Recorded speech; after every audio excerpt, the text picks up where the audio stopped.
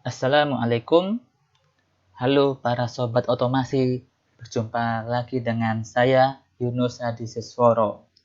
Pada sesi kali ini, saya akan mempresentasikan sedikit pengetahuan di bidang otomasi, yaitu kita akan membicarakan tentang current signal dengan voltage signal. Oke, kita mulai bahwa signal electrical dapat ditransmisikan dengan dua cara, yaitu dalam bentuk current dan yang kedua dalam bentuk voltage. Ketika signal dalam bentuk voltage ditransmisikan melewati jarak yang cukup panjang, dia akan mengalami drop voltage pada kabel. Hal ini akan membuat perbedaan tegangan dari sumber dengan sisi penerima, sehingga akan mengakibatkan kesalahan pembacaan atau pengukuran. Oleh karena itu, tegangan ini jarang digunakan di dalam industri karena ada kemungkinan error untuk jarak yang cukup panjang. Kemudian sisi lain, current signal dia tidak mengalami voltage drop untuk kabel yang panjang.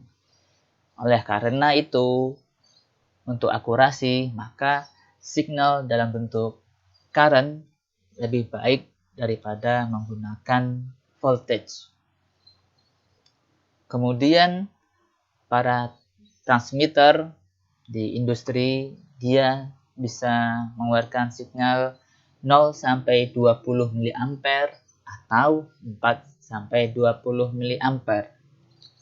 Akan tetapi yang sering digunakan di industri ini yaitu menggunakan signal 4 sampai 20 mA dibanding 0 sampai 20 mA karena dengan menggunakan signal 4 sampai 20 mA akan memiliki indikasi ketika kabel putus.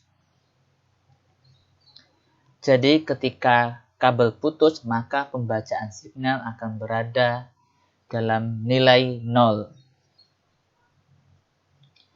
Kemudian current signal dapat ditransmisikan tanpa mengalami error sampai 1000 meter. Kemudian transmitter biasanya dia menggunakan loop power dengan tegangan 24 volt. Sehingga transmitter ini disebut dengan two-wire transmitter. Transmitter yang menggunakan dua kabel. Kemudian untuk mengukur signal yang dihasilkan oleh transmitter, kita bisa mengukurnya dengan cara menggunakan ampermeter yang diseri dengan 24 volt supply source.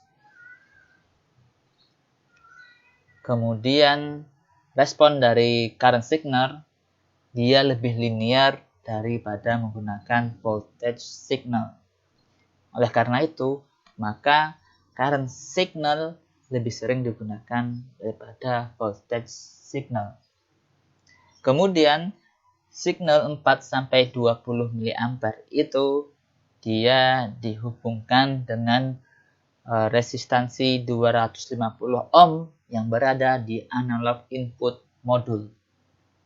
Kemudian resistor itu dia mengubah signal yang melalui dia menjadi tegangan, di mana tegangan ini adalah inputan analog to digital converter yang berada di analog input modul dari suatu PLC atau DCS. Terima kasih atas perhatian teman-teman. Jangan lupa subscribe dan like channel Zona Otomasi di YouTube.